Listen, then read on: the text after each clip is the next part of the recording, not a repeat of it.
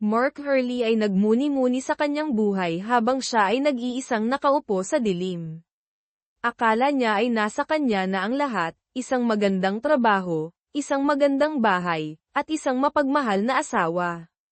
Ngayon ay mayroon na lamang siyang dalawa. Naalala niya ang kanyang halos 5 taong kasal kay Allison.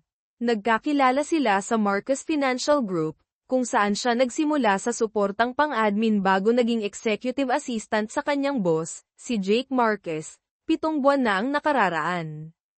Ang lolo ni Jake ang nagtatag ng kumpanya, na ngayon ay pinamumunuan ng kanyang ama, si Alan. Dinala ni Alan si Jake sa negosyo pagkatapos ng kolehiyo upang matutunan ang mga gawain, at si Jake ay mabilis na naging regional manager. Bagamat nakatakdang maging CEO, malayo pa ang promosyon ni Jake. Iginagalang ni Mark si Alan, na tumulong sa kanya na makapag-transition sa buhay sibilyan pagkatapos masugatan sa gitnang silangan.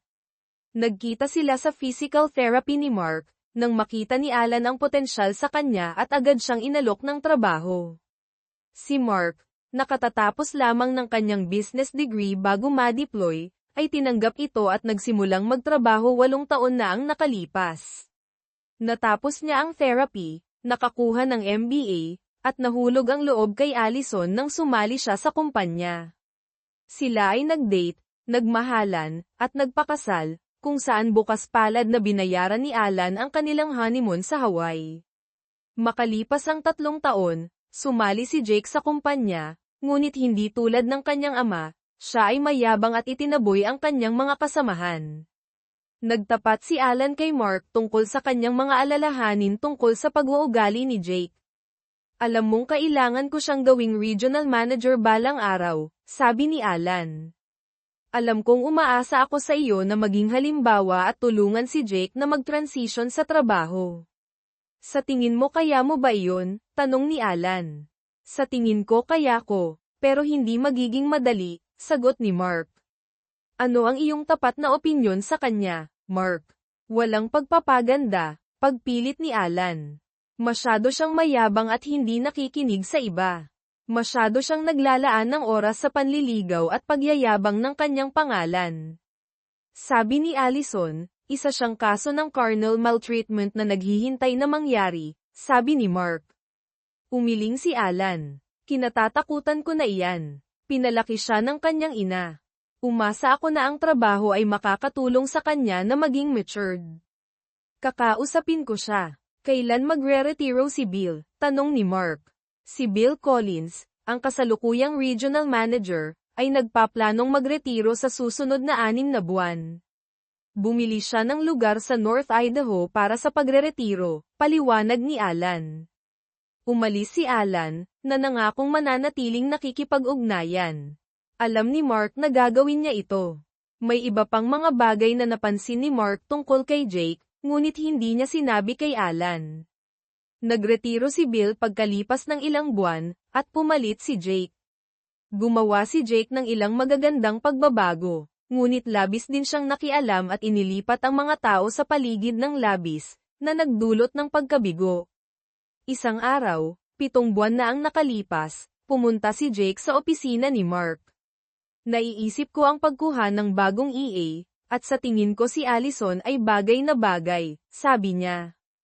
Ang asawa ko, si Allison na iyon, tanong ni Mark. Oo, malapit nang magretiro si Gretchen, at kailangan natin ng bagong dugo, sagot ni Jake. Nakausap mo na ba si Allison? Tanong ni Mark. Hindi pa. Gusto ko muna ang iyong input.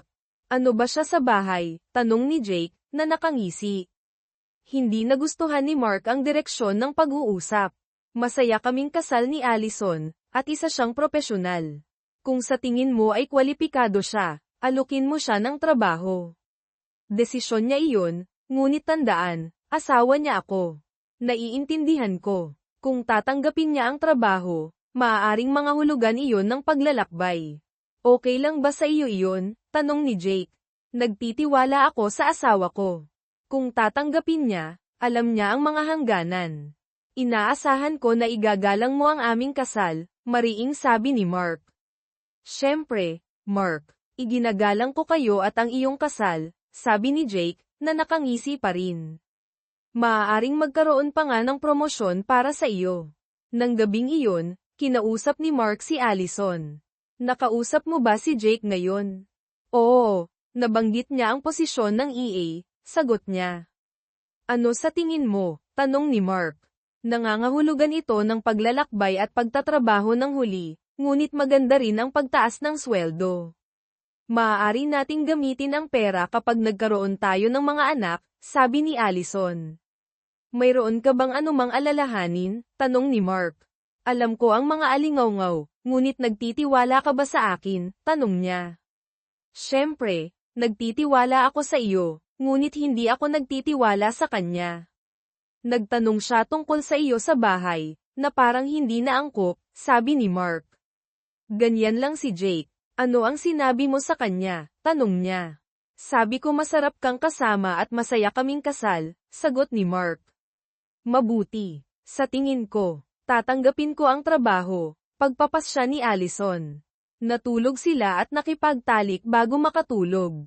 Tinanggap ni Allison ang trabaho, naglalakbay tuwing 2 linggo at nagtatrabaho hanggang gabi 3 gabi sa 1 linggo. Sinusuportahan siya ni Mark at walang nakitang anumang hindi propesyonal. Pagkatapos, mahigit 3 buwan na ang nakalipas, nagkaroon ng malubhang stroke si Allen at namatay. Nang gabing iyon, labis na nalungkot ang kumpanya, at lahat ay dumalo sa kanyang libing. Inaasahan ni Jake na magiging CEO, ngunit hinirang ng board si David Mattes bilang pansamantalang CEO, na itinuturing si Jake na masyadong walang karanasan. Determinado na patunayan ang kanyang sarili, pinagtrabahuhan ng labis ni Jake si Allison, na pinapunta siya sa paglalakbay at nagtatrabaho ng huli, na nagpahirap sa kanilang kasal. Ang kanilang buhay sa kama ay hum-ina. Ang wardrobe ni Allison ay naging mas nagpapakita, at siya ay naging demanding at mainitin ang ulo.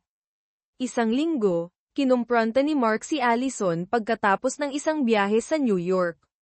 Allison, kailangan nating pag-usapan ang, ano, sagot niya. Tungkol sa atin. Nililimas tayo ng schedule ni Jake. Kailangan natin ng bakasyon para magkonekta muli. Paumanhin. Abala si Jake. Balisa ang mga bagay-bagay. Sabihin mo kay Jake na magbabakasyon ka ng 1 linggo. Kailangan natin ito. Pagkatapos ng paghinto, sumang-ayon siya.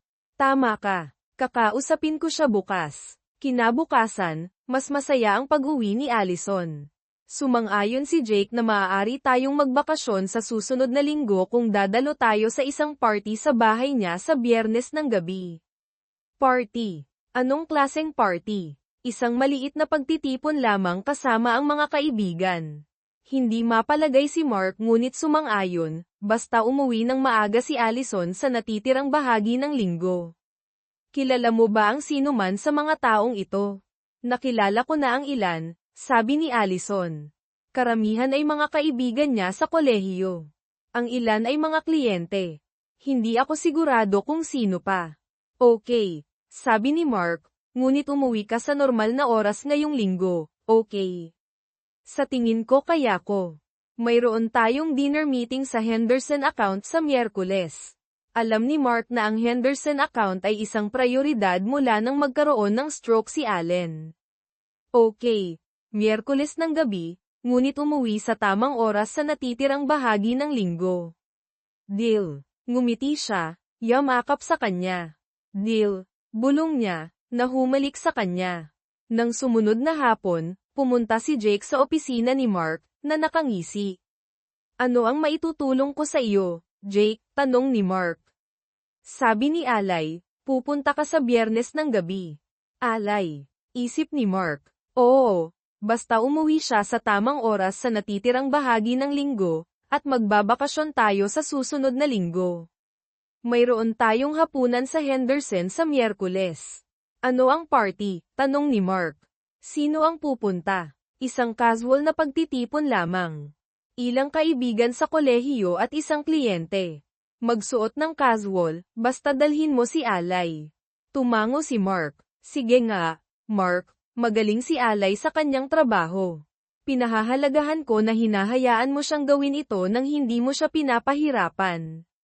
Mawawala ako kung wala siya. Hindi alam ni Mark kung paano sisigot. Natutuwa akong nasiyahan ka sa kanyang trabaho. Isang bagay nga lang. Ano iyon? Tanong ni Jake. Tinatawag mo ba siyang Ali, sa kanyang harapan? Siyempre, bakit? Nagtatanong lang. Nang gabing iyon tinanong niya si Allison, hinahayaan mo bang tawagin ka ni Jake na Ali? Hindi mo ako pinapayagan. Siya ang boss ko. Maaari niya akong tawagin sa anumang gusto niya, sabi niya. Hindi na pinansin ni Mark, ngunit nababagabag siya. Naging maayos ang linggo, at maliban sa Miyerkules ng gabi, umuwi siya sa tamang oras, at madalas silang nagtatalik. Sa Biyernes ng gabi, nagsuot si Mark ng casual na damit at pinanood si Allison na nag-aayos. Bago ang kanyang damit, mas maikli at nagpapakita. Nagsuot siya ng thong na hindi pa niya nakikita dati, at walang bra.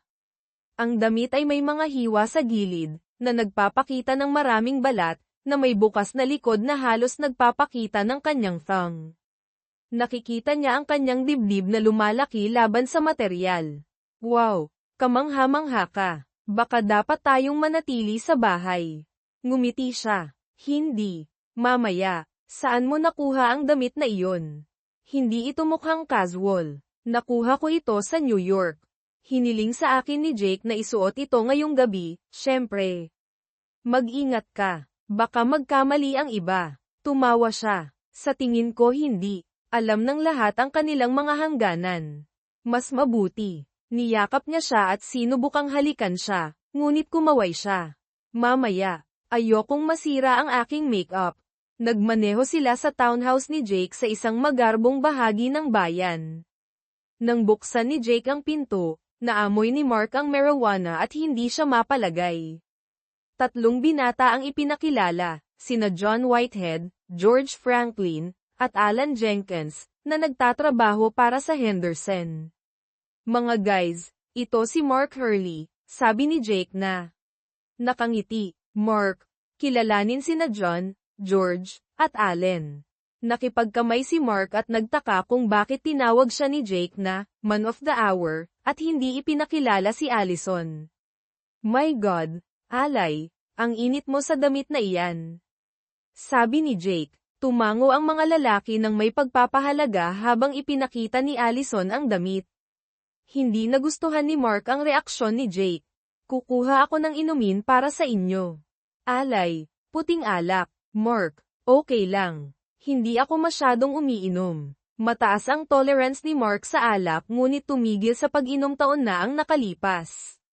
Ayaw niyang ipagsapalaran ito ngayong gabi. Bumalik si Jake na may mga inumin. Sumipsip ng malaki si Allison habang sumipsip ng maliit si Mark, na nanatiling matino. Inimbitahan ni Jake ang lahat sa sala. Napansin ni Mark na si Allison ay nakaupo sa isang love seat at mabilis na umupo si Jake sa tabi niya. Umupo si Mark sa tapat nila, na nagmamasid ng mabuti. Paumanhin, matandang kaibigan. Gawin na, sabi ni Jake. Walang problema, sagot ni Mark, na sumulyap sa kanyang asawa. Nagkwentuhan sila hanggang sa tanungin ni Jake, sabi ng tatay ko, Marines ka raw. Oo. 5 taon bago ang medical discharge, sagot ni Mark. Tanong ni John, nakakita ka na ba ng labanan? Naalis mo na ba ang sinuman? Tumango si Mark. Parehong nagulat si Allison. Hindi mo sinabi sa akin iyan. Hindi ko gusto pag-usapan ang tungkol dyan. Kumuha si George ng isang bag ng marijuana. Nagtayo siya ng joint at ipinasa ito sa paligid. Tumanggi si Mark. Salamat, pero hindi. Gusto kong manatiling malinaw ang isip. Pumilit si Jake, huwag kang masyadong seryoso, Mark. Party ito. Sige na. Mas gugustuhin kong manatiling matino. Sa iyo ang kawalan. Bukod, maaari kang manatili dito kung masyado kang magulo. Bakasyon ka na naman sa susunod na linggo. Bumaling siya kay Allison. Tama, Allison. Ngumiti at tumango si Allison. Sigurado. Binuga ni Jake ang usok sa kanyang bibig at huminga siya, bahagyang umuubo. Magandang gamit iyon, sabi niya. Nabigla si Mark, hindi nakikilala ang ganitong panig niya. Ibinigay ni Jake ang joint kay George. Ang taong ito, sabi ni Jake, na itinuro si Mark, ang pinakamahusay na business analyst sa kumpanya. Nakatipid siya sa amin ng milyon-milyon at dinala sa akin ang magandang assistant na ito. Ngumiti si Allison kay Jake, at napansin ni Mark na higit pa iyon sa isang magalang na ngiti. Mukhang nakikinig siya sa bawat salita niya. Itinuturing ko siyang aking work wife, sabi ni Jake, na tinapak ang hubad na hita ni Allison. Akala ni Mark, nakita niya ang kamay ni Jake na dahan-daang gumagapang sa ilalim ng kanyang damit bago umatras. Mawawala ako kung wala siya, dagdag ni Jake. Ako rin, sabi ni Mark, na pinapanood si Allison na tumitingin sa ibaba. Kailangan kong gumamit ng banyo, sabi ni Mark, na pinutol ang katahimikan. Unang pinto sa kaliwa, direksyon ni Jake. Sa banyo, nilock ni Mark ang pinto at tumingin sa salamin, na iniisip na baka nanloloko si Allison kay Jake. Naalala niya ang payo ni Allen tungkol sa pagbibigay pansin sa mga detalye. Napansin ni Mark ang ilang nakababahalang senyales, ang nagpapakitang damit ni Allison, ang kanyang pakikipag-ugnayan kay Jake, ang kanyang biglaang paggamit ng tableta, at ang pagtawag ni Jake sa kanya bilang kanyang work wife. Nagpasya siya na kailangan niya ng patunay. Palihim niyang sinimulan ang isang video recording sa kanyang telepono, na bumabalik sa silid.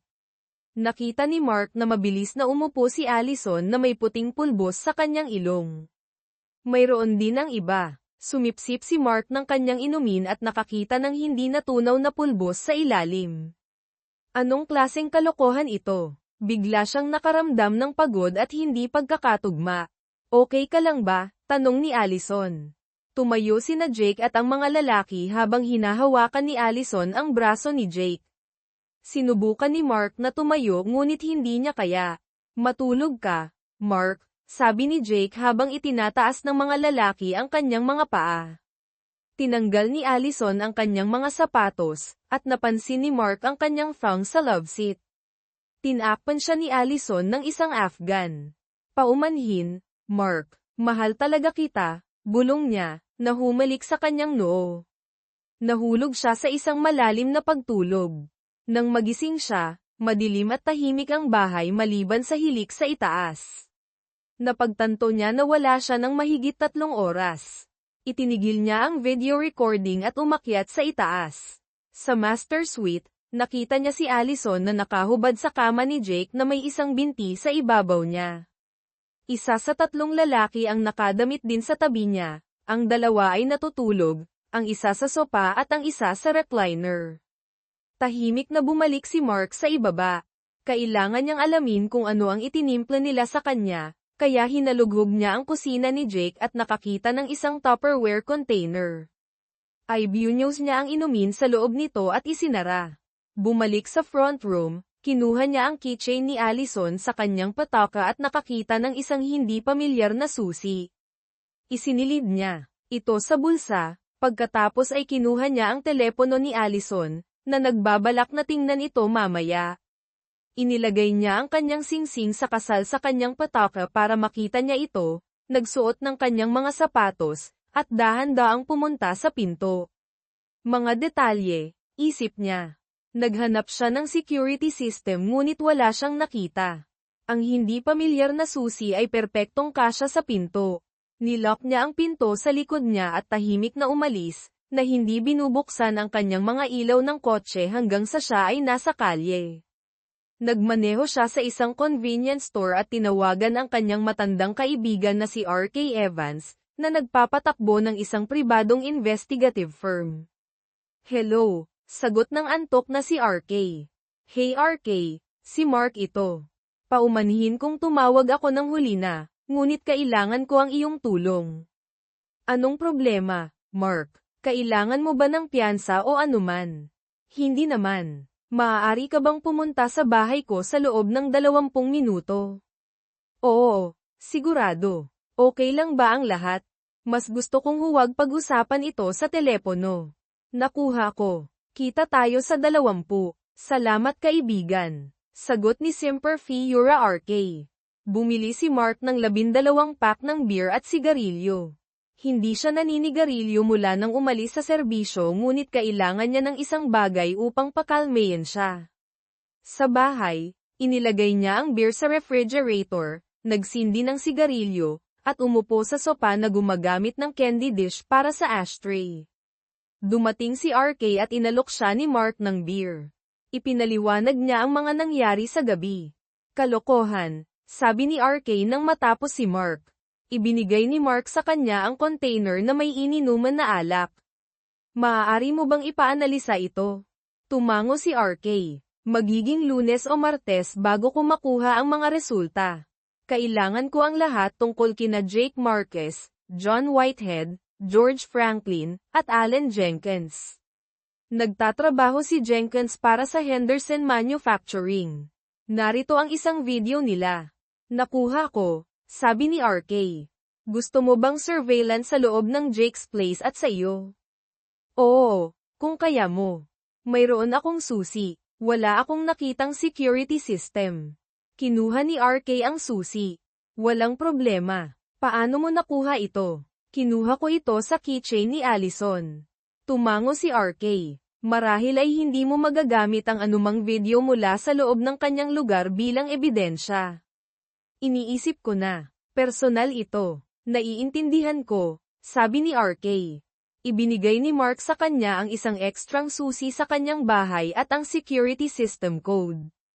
Maaari akong mag-setup ng kagamitan ngayon, alok ni RK, na ibinalik ang susi.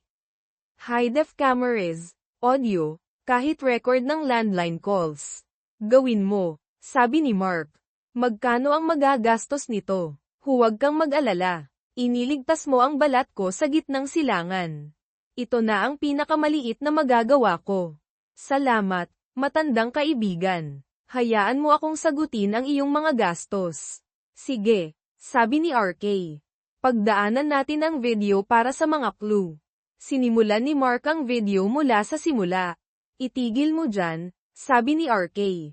Itinigil ni Mark. Balik ka ng kaunti. Pinanood nila habang kinukuha ng kamera si Allison na tinatapos ang isang linya ng puting pulbos sa coffee table. Itinigil ni Mark ang video. Damn, sabi ni Mark. Nakita ko siya nang umupo siya.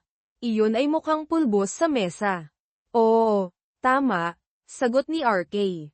Interesting. Nakita mo na bang gumamit ng tableta si Allison? Umiling si Mark. Hindi kailanman. Tingnan natin kung ano pa ang narito. Ipinagpatuloy ni Mark ang video at pinanood nila habang umupo siya sa sopa sa tapat ni Allison. Sandali, itinigil ni Mark ang video. Ano iyon sa love seat? Tanong ni Ark. Tumingin ng mabuti si Mark. Fang ni Allison iyon. Nakita ko ito bago ako mawala ng malay ngunit akala ko ay iniisip ko lang ito. Tinanggal niya ito pagkatapos kong pumunta sa banyo. Ipinagpatuloy niya ang video, at nakita nila kung kailan naapektuhan ng tableta si Mark. Ipinakita ng camera na nakahiga siya habang nakatingin sa kanya ang iba. Narinig nila si Allison na nagtatanong kung okay siya, at sinabi ni Jake na matulog siya. Pagkatapos ay yumuko si Allison at bumulong sa kanyang tainga. Sigurado ka bang hindi mo gustong talian siya at panoorin niya tayo? Tanong ni George. Hindi. Sabi ni Allison. Sapat na ito para sa isang gabi. Buong linggo pa tayo. Maaari nating palakihin ang mga bagay-bagay kung hindi siya sasama. Sabi ni Jake. Alam mo, si John ay gumagamit ng magkabilang paraan. Baka maaari niyang ipakita kay Mark ang kabilang panig, dagdag niya, na tumatawa. Namula ang mukha ni Mark habang naririnig niya si Allison na nakikisali. Gusto kong makita iyon. Sabi niya. Talaga? Tanong ni JN. Hahayaan mo akong burehin ang iyong asawa? Sigurado, bakit hindi? Sabi niya. Baka kung magaling ka, mapapagawa mo siya ng higit pa. Tumawa silang muli. Hindi pa ako nakakagawa ng marine dati, sabi ni John, ngunit duda ko na mas magaling siyang magbigay ng ulo kaysa sa iyo. Nilabanan ni Mark ang pagnanais na ihagis ang kanyang telepono. Seryoso Jake, okay lang ba? Siya, hindi mo siya binigyan ng masyadong marami, okay ba Allison? Hindi siya magiging ayos, sabi ni Jake. Matutulog siya sa loob ng halos 12 oras at madyay gising na masakit ang ulo. Aakalain niya na masyado siyang uminom. Bukas ipakikilala ko sa kanya ang totoong matatapang na gamit. Sa susunod na linggo si Mark ay magiging powder user. Baka ipagtrabaho ko pa siya sa kalye. Sayang at wala ang mahal na matandang tatay para makita na bumagsak ang kanyang golden boy. Iyan ba ang dahilan kung bakit galit ka sa kanya? Tanong ni Allison. Iyon ang lahat ng narinig ko sa kolehiyo, sabi ni Jake. Kung paano nag-aral si Mark habang nagseserbisyo at lumalaban para sa Amerika, kung paano siya nagtrabaho ng husto habang ipinagtatanggol ang bansa. Minsan iniisip ko na mas gugustuhin ni tatay na si Mark ang maging anak niya kaysa sa akin. Bueno, hulaan mo tatay. Boss ako ngayon ni Marks. Hawak ko ang babae ni Marks at sa susunod na linggo ang iyong golden boy ay magiging powder user. Tumawa silang lahat. Kasama ko ba kayong mga lalaki? Tanong ni Jake. Sinabi nilang lahat na oo. Paano ka, Alay? Kasama ka ba? Kung hindi ay mapupunta ka sa kalye kasama niya. Kasama mo ako, honey, sagot ni Allison. Lumaki ako sa pagmamahal dito masyado para umalis. Ipinapalagay nila na tinutukoy niya ang pagkalalaki ni Jake. Sige, sabi ni Jake. Umakyat tayo sa itaas at simulan ang totoong parte ng party goodie. Sabi ni Allison na umaakyat sa itaas. Sa pagkakataong ito gawin mo akong airtight. Nag-record ang video ng mga tunog ng pagtatalik mula sa kwarto. Itinigil ni Mark ang video at inilagay ang kanyang ulo sa kanyang mga kamay. Inilagay ni RK ang isang nakasisiglang kamay sa kanyang balikat. Magiging mahirap ito, ngunit malalampasan natin ito. Sabi ni RK. Tumango si Mark. Salamat, RK. Ano ang gagawin mo? Hihiwalayan ko siya. Walang duda tungkol dito. Naiintindihan ko kung bakit hindi ka aalis sa loob ng ilang araw. Hayaan mo akong pangasiwaan ito. Ano ang pinaplano mo? Tanong ni Mark. Mas mabuti kung hindi mo alam. Nakasaksi lamang tayo ng isang kriminal na sabuatan. May mapupunta sa kulungan. Ngunit kailangan ka nating iligtas. Ngunit makakatulong ako, pinilit ni Mark. Umiling si RK. Hindi. Nasa panganib ka. Tandaan mo si Gunny Johnson. Nasa Vegas siya ngayon, may utang siyang loob sa akin at kaya kanyang ayusin ng matitirhan. Okay lang ba na ikabit ko muna ng audio at video ang lugar? Sabi ni Mark, manatiling nakatuon, naiintindihan. Oo, salamat. RK. Mabuti kang kaibigan. Ngumiti si RK. Tier 5, bro. Do or die. Hurrah. Sagot ni Mark.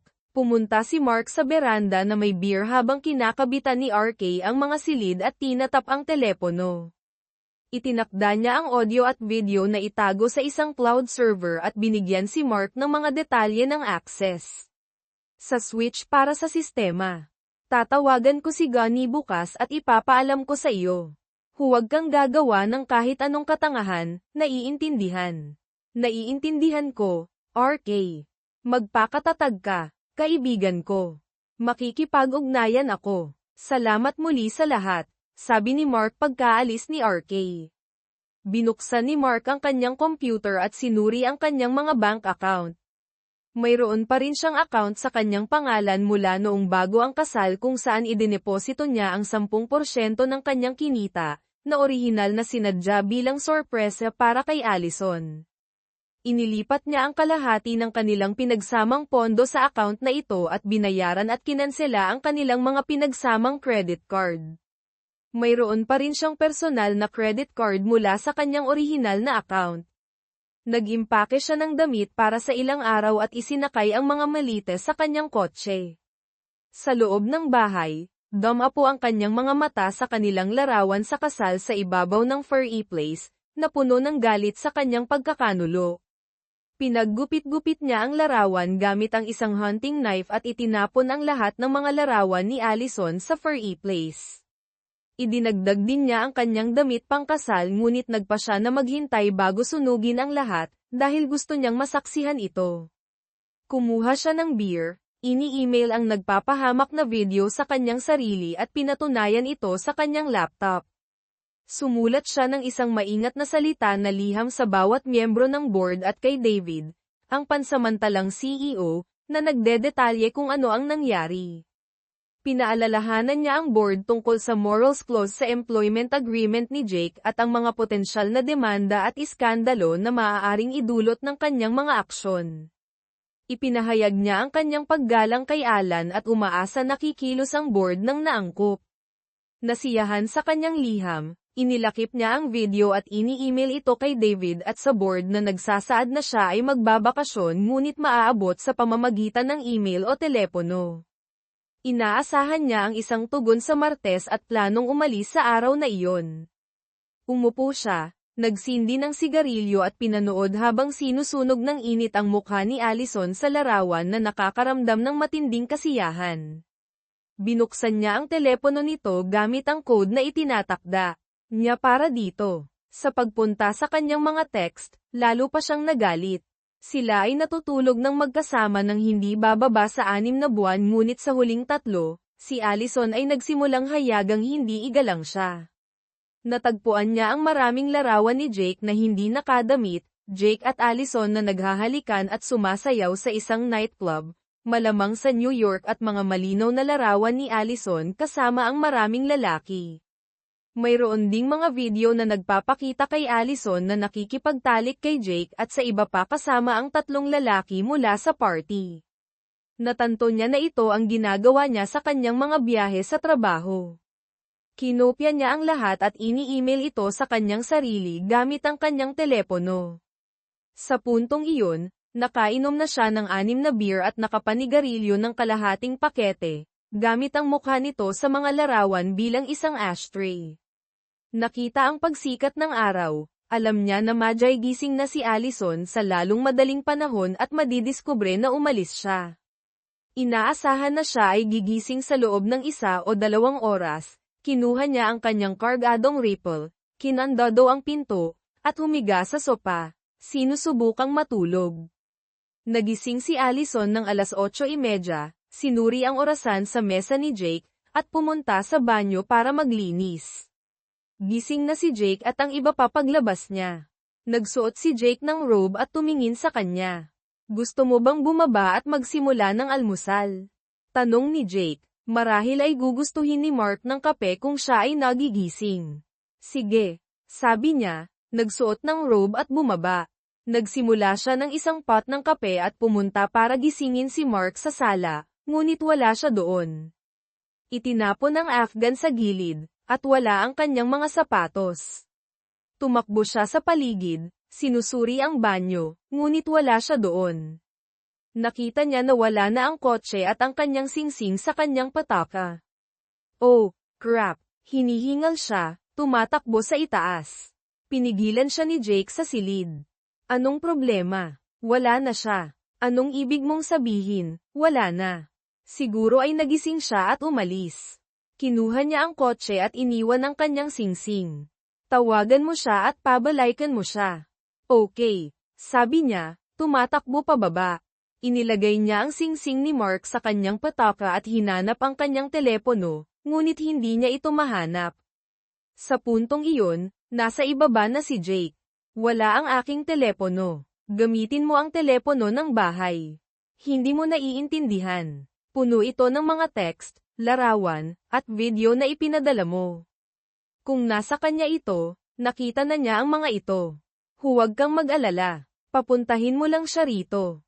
Aasikasuhin natin ito. Ngayon, tawagan mo siya. Kinuha ni Allison ang telepono ng bahay at kinakabahang idinayal ang cell ni Mark. Hello. Sagot ni Mark, na nagmumukhang groggy. Mark, sweetie, ako ito. Anong gusto mo? Umungol siya. Nagulat si Allison. Hindi pa siya nakipag-usap sa kanya ng ganoon dati. Natanto niya na dapat ay galit na galit siya, ngunit wala siyang ideya kung gaano. Mark, honey, wala ka rito nang magising ako, at nag-alala ako.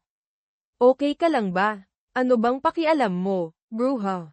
Mahal, kailangan kitang sunduin sa bahay ni Jake. Maaari mo bang gawin iyon? Pakiusap. Tumawa si Mark.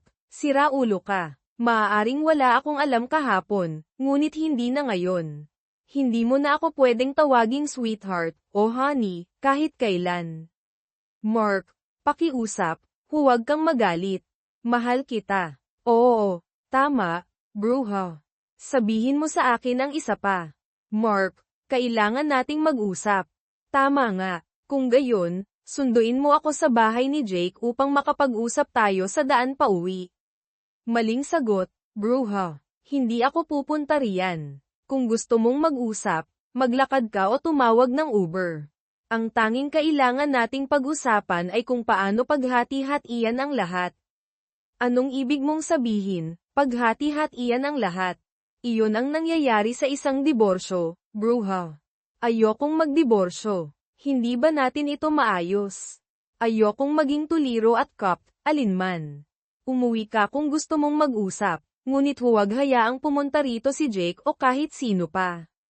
Ako ay armado, at pupugutan ko ng ulo kung tatapak sila sa aking bahay. Nakuha mo. Okay. Tatawag ako ng Uber. Gawin mo iyon, at magdala ka ng cash o iyong ATM card. Bakit? Dahil hindi na gumagana ang iyong credit card. Bakit hindi ito gumagana? Kinansela ko ito kagabi. Oh, sabi niya ng mahina. Sa paraan, alam mo kung nasaan ang aking telepono. Oo, narito ito sa coffee table. Mayroong isang kawili-wiling koleksyon ng mga larawan at video. Ngayon alam ko na kung ano ang iyong ginagawa nitong nakaraang 3 buwan. Makakatulong sila sa aking kaso ng diborsyo. Oh, my God, Mark. Talagang nagsisisi ako. Hindi ko gustong saktan ka. Tumahimik ka, bruha. Iligtas mo ang iyong mga dahilan para sa isang taong nagmamalasakit. Kung gusto mong mag-usap, gawin mo ito ngayon at pumunta kang mag-isa. Pupunta ako roon. Tinapos ni Mark ang tawag.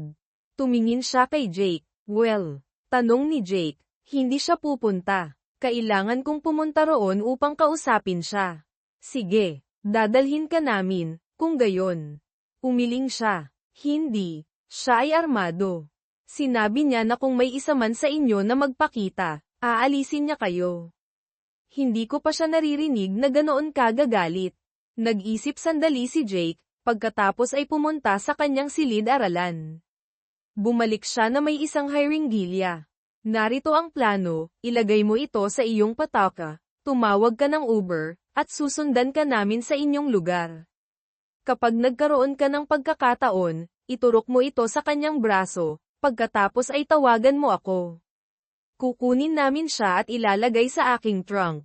Ano iyon? Tanong niya. Isang espesyal na concoction. Ilang dope, smack, at isang bagay para patulugin siya. Mabilis itong gumagana at hindi siya masasaktan. Iturok mo lang siya at tawagan mo ako kapag wala na siya sa sarili. Nakuha mo. Inabot niya sa kanya ang hiringgilya, at inilagay niya ito sa kanyang pataka. Okay, sabi niya. Ipag-ako mo lang na hindi mo siya sasaktan. Gagawin namin ang aming makakaya. Tama ba mga lalaki? Sabi niya. Tumitingin sa 3 lalaki na tumawa. Tumawag ka para sa iyong sasakyan.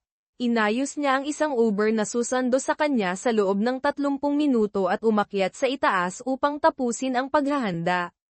Nang dumating ang driver, umalis siya. Sinundan ni Jake at ng kanyang mga kaibigan, na nagparada ng isang block ang layo. Hindi nila napansin ang puting van na nakaparada sa kabilang kalye. Ilang minuto pagkatapos makipag-usap kay Allison, tumunog ang telepono ni Mark. Ito ay si RK. Anong meron?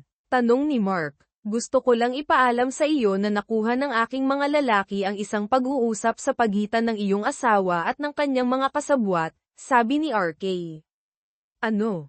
Tanong ni Mark. Modernong teknolohiya, kaibigan ko, sabi ni RK. Nakakuha ng parabolic microphone. Kukuha ang iyong asawa ng Uber, at sinusundan siya ng kanyang mga kaibigan. Plano nilang bigyan ka ng dosis at kidnapin ka. Nasa kanyang pataka ito. Sasaktan kanya nito kapag kaya niya. Susundan ng aking mga lalaki si Jake at ang kanyang crew. Damn, sabi ni Mark. Oo, sabi ni RK. Mag-ingat ka. I text ko sa iyo kapag umalis na sila. Buksan mo ang surveillance gear kapag dumating na siya roon, at babantayan ko ito. Nasa kabilang kalye lang ako. Tatawagan ko ang mga pulis kapag kinakailangan. Maging handa. Okay, salamat. Pagkalipas ng halos kalahating oras, nakuha ni Mark ang text, gumagalaw na. Oras na. Bulong ni Mark. Mayroon siyang mga 20 minuto bago sila dumating, kaya itinago niya ang ripple kung saan hindi ito madaling makita ni Allison at binuksan ang surveillance gear sa kusina. Kumuha siya ng ziplock bag para sa hiringilya at isang tissue. Nanunood mula sa bintana, nakita niya ang Uber na huminto, at kinakabahang lumabas si Allison sa kotse, na mahigpit na nakakapit sa kanyang pataka. Binuksan niya ang furry place, na nagpapasimula ng mga larawan at ng kanyang damit. Nang pumasok siya, sumimangot siya sa usok ng sigarilyo. Lumaki ang kanyang mga mata sa pagkakita sa nasusunog na larawan at sa kanyang damit pangkasal. Sinusunog mo ang aking damit pangkasal, ang ating mga larawan. Mark, bakit mo ginagawa ito? Damaloy ang mga luha sa kanyang mukha, ngunit hindi natinag si Mark. Gusto kong makita mo kung ano ang nagawa ng iyong mga aksyon sa atin. Sumulyap siya sa mga bote ng beer at sa mga upos ng sigarilyo sa kanyang lalagyan ng candy. Akala ko ay mababa ang iyong booze tolerance, at hindi ko alam na naninigarilyo ka. Tumigil na ako sa paninigarilyo, at pagdating sa pag-inom, nagiging masama ako kapag lasing. Halos likidahin ko ang isang lalaki minsan. Pinili kong huwag nang uminom muli, tulad ng pinili mong maging bruha ni Jake. Oh, my God, Mark, anong nagawa ko? Sabihin mo sa akin. Anong nangyari sa iyo? Dati ay napakaganda at mabait mo. Kailan ka pa nagsimulang mag-snort ng cocaine? Sino ang mga lalaking ito na nakasama mo? Kadalasan ay mga kliyente, sabi niya ng mahina. Ginawa akong dakila ni Jake. Maaaring sirain ng iyong mga aksyon ang Marcus Financial. Gaano katagal mo nang pinlano na bigyan ako ng tableta at atakehin ako? Iyon ba ang iyong ideya o kay Jake? Nagulat siya. Hindi ako kailanman, nagsimula siya, ngunit pinutol siya ni Mark. Tumahimik ka, sabi niya, inilabas ang kanyang telepono. Pinatugtog niya ang video ng kanyang at ng kanyang mga kasabwat na nag-uusap tungkol sa kanya. Namuti ang kanyang mukha nang marinig niya ang kanyang sariling mga salita. Paano mo nakuha iyon? Tanong niya. Hindi mahalaga, sabi ni Mark. Ang mahalaga ay mayroon na si David at ang mga miyembro ng board ng video na ito. Magkakaroon din nito ang pulis. Magdidiborsyo tayo, at kung magagawa ko, makukulong ka ng matagal. Gusto ko lang malaman kung bakit. Hindi mo naiintindihan, sabi niya. Mahaba ang kwento. Siguro ay maaari mo itong sabihin sa akin isang araw kapag hindi ako masyadong hilig na sikipan ang iyong leeg. Sabi ni Mark. Nakita niyang sinisimulan niyang buksan ang kanyang pataka at pinunit ito sa kanyang balikat, na ibinuhos ang mga nilalaman sa coffee table. Kinuha niya ang hiringilya gamit ang isang tissue. Ito ba ang plano mo para sa akin? Alam mo ba kung ano ito? Hindi eksakto. Hindi eksakto. Tanong niya ng sarkastiko. Iiniksyon mo sana ako nang hindi alam kung ano ang magagawa nito. Isa kang sakitin na bruha. Sinabi ba ni Jake na gawin mo ito? Tumango siya. Kaya kung sinabi ni Jake na isuksok mo ang isang mainit na poker sa iyong puwet, gagawin mo rin iyon. Dapat mo akong iniksyon, pagkatapos ay tawagan mo siya upang kidnapin ako, tama? Napahiya, tumango siya. Halos. Sige, narito ang gagawin natin. Tawagan mo si Jake, ilagay mo sa speaker, at sabihin mo sa kanya na nagawa mo na. Ako na ang bahala doon. Huwag mong ipaalam sa kanya na naghihintay ako. Nakuha mo. Gusto mo bang iset up ko siya? Oo, may tanong. Umiling siya. Hindi. Naiintindihan ko. Mabuti. Ngayon gawin mo ito, at walang lokohan. Pinanood ni Mark habang tumatawag siya at inilagay ang telepono sa speaker. Jake, ako ito, si Alay. Tapos na. Wala na siya. Mabuting babae. Pupunta kami riyan. Tinapos niya ang tawag at tumingin kay Mark. Aalisin niya ako kapag nakita niyang hindi ka wala. Mahirap. Tandaan mo, walang mga senyales, kung hindi ay maaari kitang alisin mismo. Umupo si Mark sa isang recliner at naghintay. Nang makita niya si Jake at ang kanyang tatlong kaibigan sa bintana, nagpanggap siyang natutulog ngunit pinananatiling bahagyang bukas ang kanyang mga mata. Pumasok si Jake, tiningnan ang gulo, at nagsimulang maglakad patungo kay Mark. "Magaling ang ginawa mo," sabi ni Jake kay Allison. "Ngayon ilalagay na natin siya sa trunk."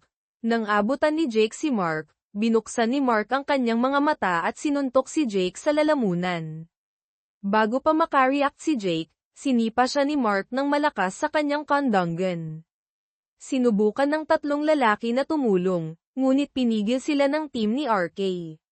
Bumagsak si Jake sa kanyang mga tuhod, umuungol sa sakit. Dumausdos si Mark sa likod niya, kinuha ang kanyang hunting knife, at hinawakan ang buhok ni Jake, na inilagay ang kutsilyo sa kanyang lalamunan. "Magpakabanal ka sa Diyos," ungol ni Mark. "Pupugutan kita ng ulo." Naihi si Jake sa kanyang pantalon sa takot, at nagulat si Allison sa takot, na nagtataka kung sino ang halimaw na ito. Sinimulan ni Mark na idiin ang kutsilyo sa lalamunan ni Jake nang sumigaw si RK, "Sarhento, huwag mong gawin. Ibito mo ang kutsilyo. Papunta na ang mga pulis. Karapat-dapat siyang mamatay." Bulalas ni Mark. Lumuhad si RK sa harap ni Jake. "Oo, ginagawa niya, ngunit hindi sa iyong kamay. Kung aalisin mo siya, mapupunta ka sa bilangguan. Hayaan mong pangasiwaan ito ng mga awtoridad. Pakiusap, bilang isang kaibigan, ibaba mo ang kutsilyo. Magbabayad siya sa ginawa niya." Tumingin si Mark kay RK, nararamdaman na nanginginig si Jake sa takot. Dahan-dahan, inilayo niya ang kutsilyo at tumayo. Binaliktad ni RK si Jake, tinali ang kanyang mga kamay, at sinabihan si Allison na humiga upang tinalian niya ang kanyang mga kamay. Bumuhos ang mainit na luha mula sa kanyang mga mata habang pinapanood niya ang isang larawan niya at ni Mark na nasusunog sa furry place. Umupo si Mark sa sopa na nanunood kay RK na tinali sina Allison at Jake. Ang tatlo pa ay tiniyak sa bakuran ng mga lalaki ni RK. Lumakas ang mga sirena ng pulis habang huminto ang mga cruiser sa harap ng bahay. "Ibigay mo sa akin ang iyong telepono," sabi ni RK. "Makikipag-usap ako sa mga pulis bago sila pumasok sa loob." Ibinigay ni Mark sa kanya ang telepono habang umaalis si RK. Humarap si Jake kay Mark, na sa wakas ay nawala na ang kanyang ngiti. "Mahal ka pa rin ng aking ama kaysa sa akin," sabi ni Jake. "Hindi totoo, Jake," sagot ni Mark. Lagi niyang inaasahan na matured ka na para tumayo sa kanyang mga yapak isang araw. "Pupugutan mo ba talaga ako ng ulo?" tanong ni Jake. "Hindi natin malalaman, hindi ba?" sagot ni Mark. "Ngunit ipinapangako ko sa iyo, kung saan ka pupunta, makakakilala ka ng mga tao na hindi mag-aalinlangan tulad ng ginawa ko. At kung hahabol ka sa akin muli, hindi na rin ako mag-aalinlangan." Ipinahinga ni Jake ang kanyang ulo pabalik sa katahimikan. Tatlong malalaking opisyal ng pulisya ang pumasok, sinuri ang eksena, at binasa kay Jake at Allison ang kanilang mga karapatan sa Miranda bago sila sinamahan sa mga cruiser. Kinuha ng isang opisyal ang hiringilya sa plastic bag mula sa coffee table. "Ito ba ang plano nilang gamitin sa iyo?" tanong niya kay Mark. "Oo, ito nga," kinumpirma ni Mark. Kinuha ng opisyal ang buong pahayag ni Mark at sinabing, "Mapalad ka, alam mo iyan." "Hindi. Ang kapwa ko Marine ang sumuporta sa akin," ngumiti at tumango ang opisyal. "Semper Fi. Ura," sagot ni Mark. Pagkaalis ng pulisya, sumali si RK kay Mark sa sopa. "Mayroon ka pa bang isa sa mga iyon?" tanong niya, tinuturo ang mga bote ng beer. "Sa palagay ko ay mayroon pa akong isa o dalawa na natitira. Medyo maaga para dito, hindi ba?" Pagkatapos nito, "Hindi," sabi ni RK habang inaabot ni Mark sa kanya ang isang malamig na bote. "Kumusta ka?" "Okay. Parang Iraq. Kailangan kong mag-decompress." "Oo, tungkol doon, kinausap ko si Gunny. Aasikasuhin niya ang lahat. Kung gusto mong tumambay sa Vegas sa loob ng ilang araw, narito ang kanyang numero. Maaari kong gawin iyon. Mayroon akong ilang bagay na dapat asikasuhin dito muna. Inabot ni RK kay Mark ang 2 card, ang numero ni Gunny at isang abogado sa diborsyo. Michelle Hawkins, napupuot siya sa mga manloloko at inaasahan kanya sa 8 AM Lunes. Salamat sa lahat, simpleng sabi ni Mark. Bro, do or die. Sabi ni RK. Ura, sagot ni Mark. Pagkatapos nilang ubusin ang kanilang mga beer, tumayo si RK. Mayroon kang lilinisin. Babalik ako mamaya para kunin ang mga gamit sa surveillance. Umalis si RK, at nagsimula ng maglinis ng bahay si Mark. Nang hapon ding iyon, nakatanggap si Mark ng tawag mula kay David. Mark, si David Matt ito, sabi niya nang sagutin ni Mark. Opo, Mr. Matt. Ano po ang maitutulong ko? Tanong ni Mark. Tawagin mo na lang akong David. Nakuha ko ang email mo at nakita ang video, pati na rin ang board. Sang-ayon kami sa liham mo, nakahanga-hanga. Salamat po, David. Walang anuman. Nagkasundo rin kami na tanggalin agad sa trabaho sina Allison at Jake. Dahil nasa kustodiya na sila, pupunta ako sa county jail para ako mismo ang umasikaso. Mayroon pa akong sasabihin. Ano po yun? Tanong ni Mark. Sa tingin namin, kailangan mong magpahinga ng ilang araw. Mayroon ka bang mapupuntahan? May kaibigan akong nag-alok na alagaan ako sa Vegas. May appointment ako sa abogado ng diborsyo sa Lunes, pagkatapos ay pupunta na ako. Mukhang perpekto ang Vegas. Masiyahan ka sa iyong biyahe, Mark. Magkita tayo 1 linggo mula sa Lunes. Salamat po, David. Gagawin ko po. Isa pang bagay, nagkasundo kami ng walang pagtutol na ikaw ang pinakamagandang tao para pumalit sa trabaho ni Jake. Ako po, tanong ni Mark. Oo, humanga kami sa paraan ng paghawak mo dito, at pinahahalagahan ng board ang iyong trabaho. Magkakaroon ng pagtaas sa sweldo at iba pang benepisyo na karapat-dapat sa iyo. Salamat po, David. Huwag ka munang magpasalamat. Una, pangangasiwaan mo ang isang external audit ng lahat ng hinawakan ni Jake. Magre-report sa iyo ang mga auditor, at magre-report ka sa akin. Sa tingin ko, magandang ideya yan. Nalaman ko na pinagawa ni Jake kay Allison ang lovemaking sa ilang kliyente. Diyos ko po, sige, ipapasa ko na yan sa iyo. Magandang biyahe. At magkita tayo 1 linggo mula sa Lunes. Magkita na lang po tayo, David. Salamat po. Pagkatapos ng tawag, tinapos ni Mark ang paglilinis ng bahay at ginupit ang damuhan. Tinawagan niya si Gunny Johnson, at nagkumustahan sila. Kaya gusto mong pumunta rito ng ilang araw at magsaya? Tanong ni Gunny. Oo, sigurado. Sige, pumunta ka na. Ipaglalaan kita ng magandang kwarto at ituturo ko sa iyo ang mga dapat mong malaman. Ngunit tandaan mo, Las Vegas ito, hindi Bangkok. Nagtawanan sila. Tandaan ko, Gunny, sabi ni Mark. Magkita tayo sa Lunes ng gabi. Magkita tayo, Mark, sagot ni Gunny. Dumaan si RK para kunin ang kanyang mga gamit. Mabilisang update, hinalughog ng mga pulis ang bahay ni Jake at nakakita ng napakaraming pills, love-making toys, DVD, at marami pa. Talagang creep si Jake, sabi ng kaibigan ko sa pulisya, malamang na mayroon pang mga iligal na bagay na hindi pa nila natatagpuan. Grabe, nanatili si RK para sa hapunan, at nakatulog si Mark pagkatapos noon, pagod sa pag-iisip at pisikal. Kinabukasan, itinapon ni Mark ang lahat ng gamit ni Allison sa mga trash bag at dinala sa garahe, na planong hintayin na dalhin ang mga ito sa Goodwill hanggang sa malaman niya na makukulong ito. Nang sumunod na umaga, dumating siya sa opisina ni Michelle Hawkins ng 8 AM. Sinuri niya ang kanyang ebidensya at papeles, nagtatala habang nagsasalita siya. Ipinaliwanag niya ang mga batas ng diborsyo sa California, na binanggit na ang lahat ay karaniwang hinahati ng pantay. Dahil wala silang anak at ang bahay ay kanya bago ang kasal, malamang na mapapanatili niya ang bahay, habang makukuha ni Allison ang natitirang kalahati ng kanilang mga bank account. Hindi maaaring banggitin ang kanyang pagtataksil sa diborsyo, ngunit maaaring makaapekto ang mga kriminal na kaso sa hukom. Binanggit din niya na malamang na hindi niya kailangang magbayad ng suporta habang nakakulong siya, bagamat maaaring magbago iyon sa kanyang paglaya. Gagawin kong kasing dali hanggat maaari ito, tiniyak ni Michelle sa kanya. Iguguhit ko ang mga papeles at ipapaabot.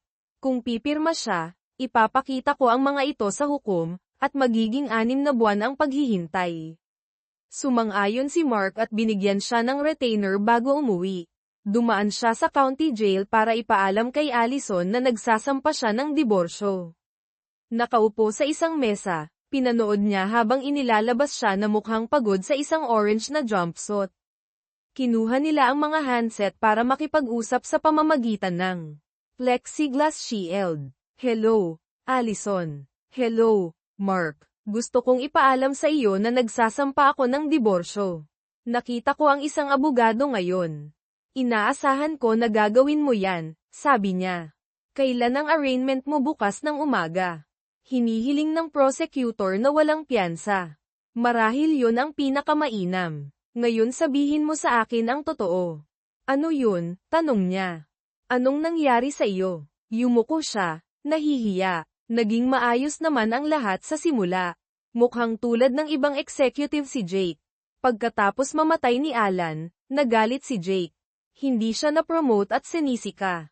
Akala niya isinaayos ng kanyang ama ang lahat para sa iyo. Baliw yan, sabi ni Mark. Umaasa si Alan na magiging CEO si Jake balang araw. Alam ko, sabi niya.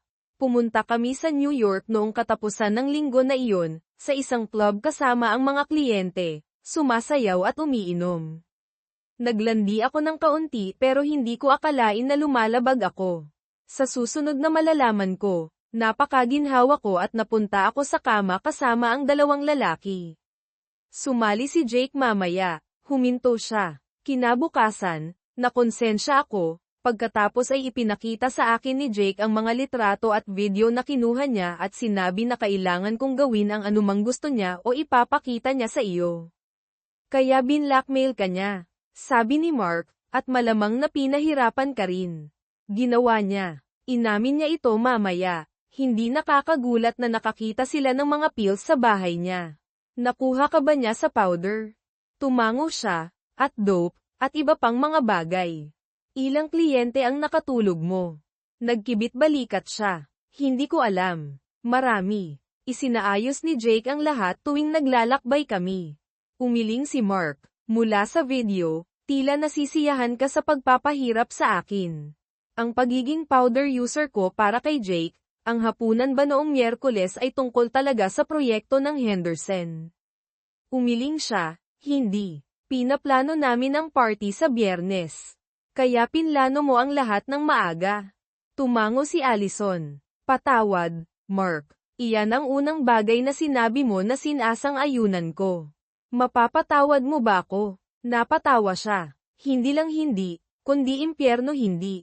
Dinaya mo ako sa idiot na iyon at kung sino pa ang nakakaalam kung ilang iba pa, pagkatapos ay binalak mong bigyan ako ng pills at saktan ako.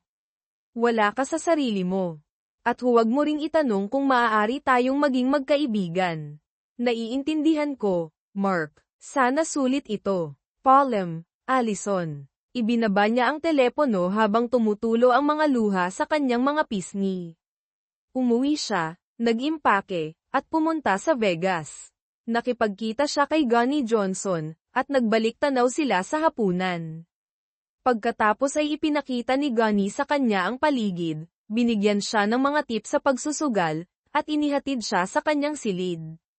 Sa loob, isang magandang dalagang brunette ang nakaupo sa kama. Tumayo siya nang pumasok sila. Mark, si Candy ito, sabi ni Gunny.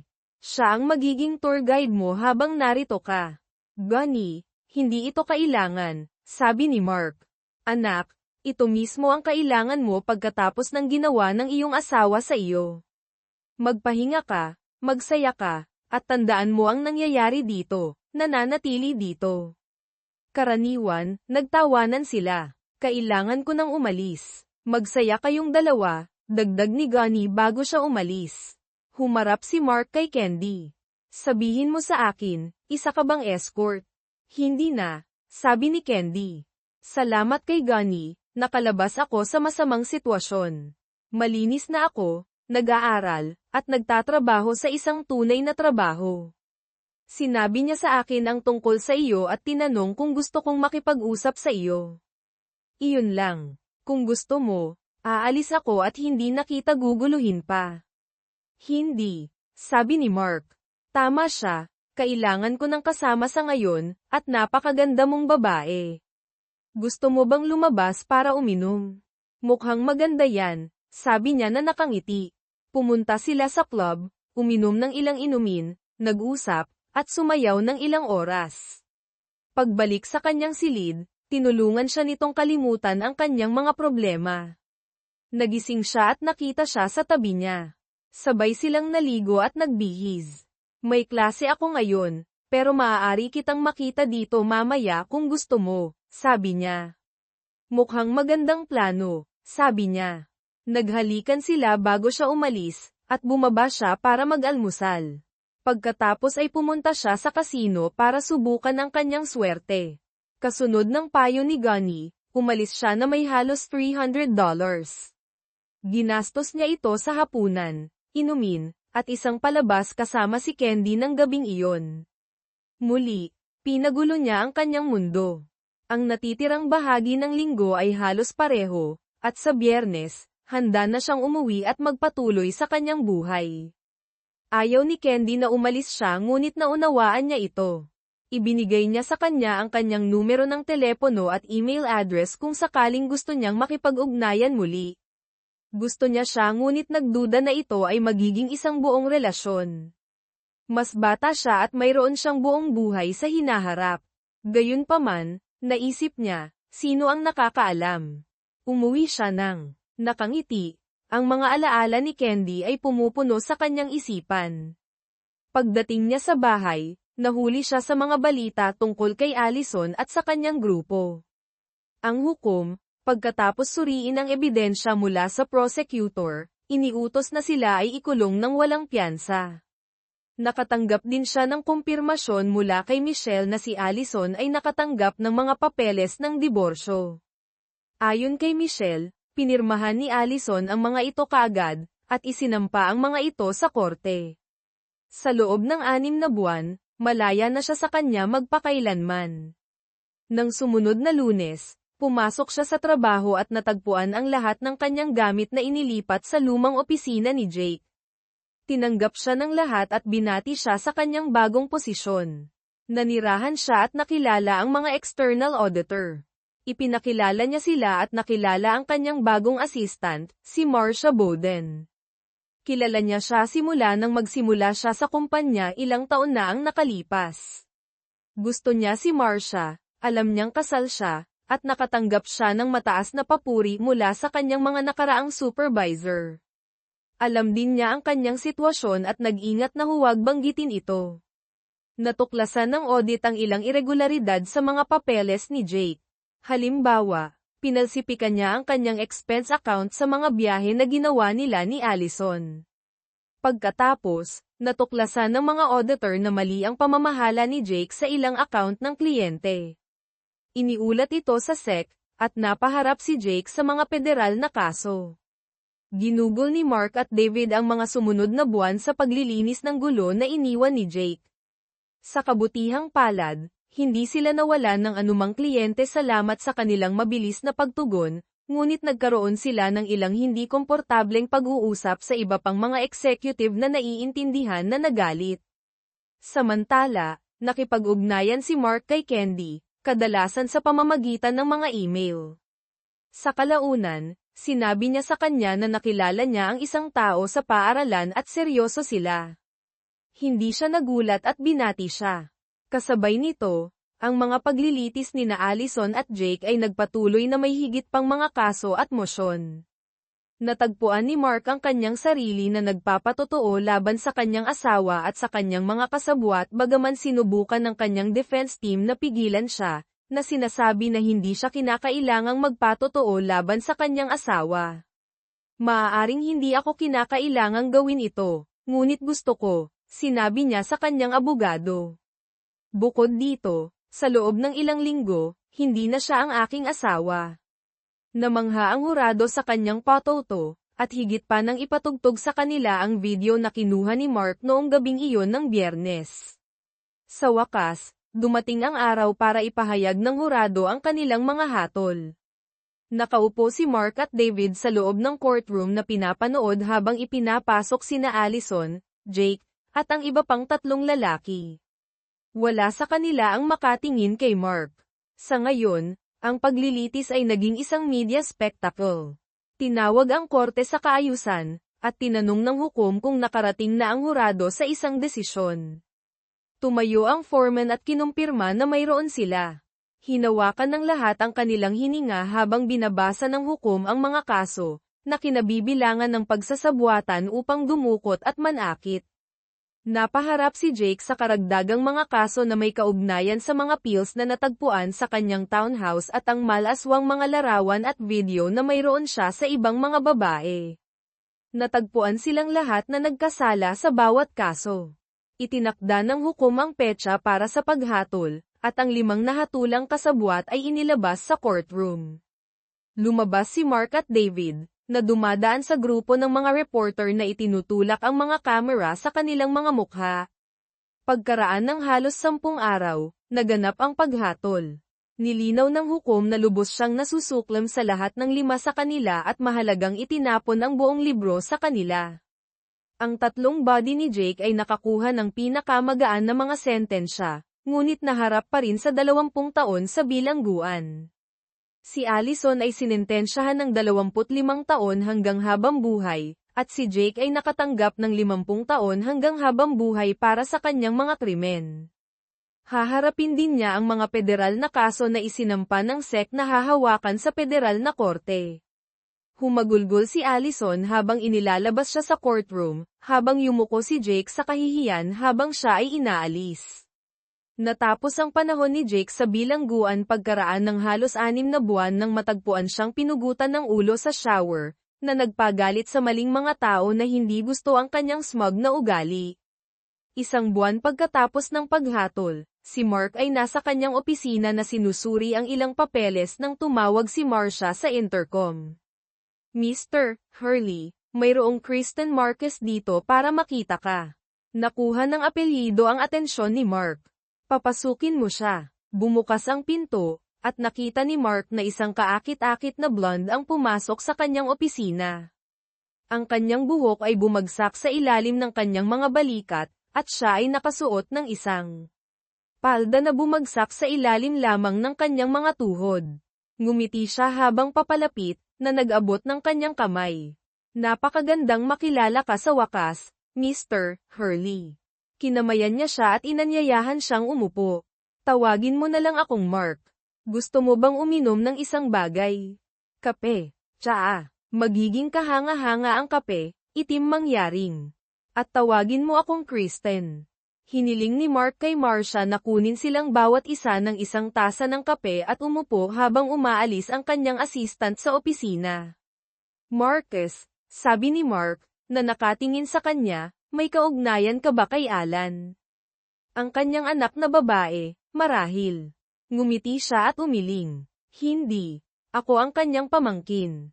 Nakikita ko. Nagulat ako na hindi pa tayo nagkikita noon.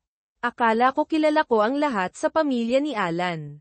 Naging abala ako. Nasa France ako nang mamatay si Uncle Alan at hindi ako nakabalik para sa kanyang libing. Kaya, ano ang maitutulong ko sa iyo? Tanong niya. Gusto ko lang makilala ang lalaking nagpabagsak sa aking idiot na pinsan. Ipinapalagay ko na walang pagmamahal na nawala sa pagitan ninyong dalawa. Umiling siya. Hindi. Wala. Sabi niya ng tahimik. Natutuwa lang ako na sa wakas ay nagbabayad siya para sa kanyang mga krimen. Ikinalulungkot ko talaga ang ginawa niya sa iyo. Mula sa alam ko, hindi mo nararapat ang alinman dito. At ikinalulungkot ko, marami akong naririnig tungkol sa iyo mula sa aking tiyuhin. Kaya, nakikita kong isa kang doktor. Isa ka bang medical doctor? Hindi. Mayroon akong PhD sa negosyo at ekonomiya. Nagtuturo ako sa UCLA. Marami kaming ibinabahagang interes ni Uncle, ngunit mas nakatuon ako sa akademya at hindi ako interesado na lumipat sa corner office sa itaas. Tumawa si Mark tungkol doon. Nag-usap sila ng kaunti pa bago niya sinabi na kailangan niyang bumalik sa trabaho. Ayaw ni Mark na matapos ang pag-uusap, at sa katotohanan, interesado siya sa babaeng ito. Pakinggan mo, Kristen, gusto kong ipagpatuloy ang pag-uusap na ito sa hapunan.